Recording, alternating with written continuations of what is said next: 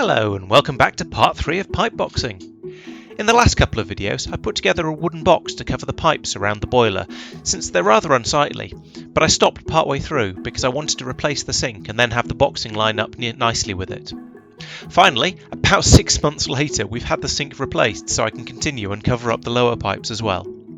I've got a large piece of MDF left over from the other part of the box which I'm going to fit along the bottom. It's almost the perfect size already.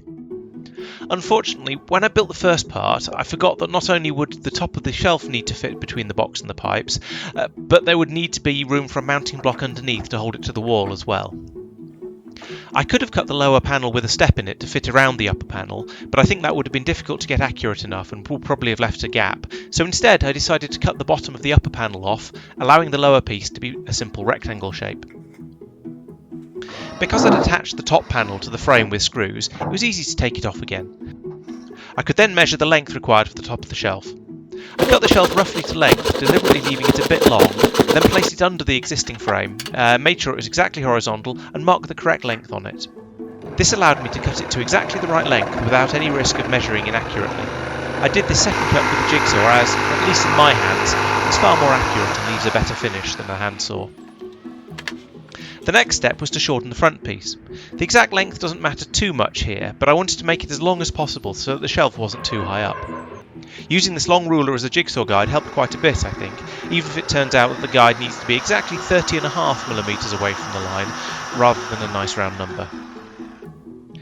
When I went back to refit it, I noticed how badly split the support pieces were. I believe this is because I was putting screws into end grain, which is much more likely to cause issues.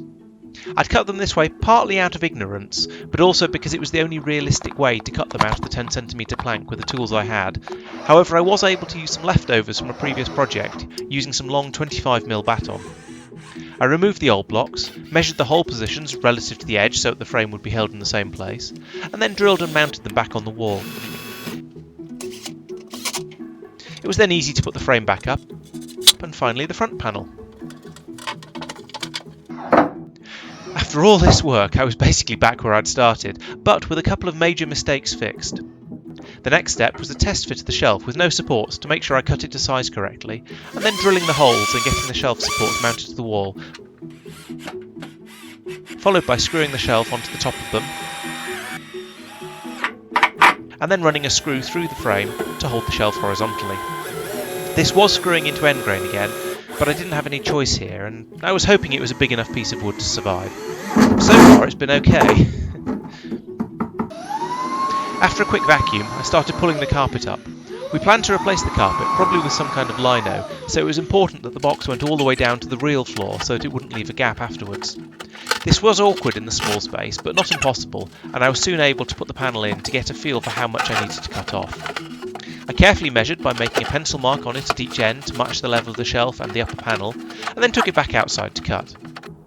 I drew a line along the board between the marks and another one across it because the panel was interfering with one of the pipes that sticks out a bit further at the back. The first cut was nice and easy, but when lining up for the second, I noticed that this line wasn't parallel to the edge of the board.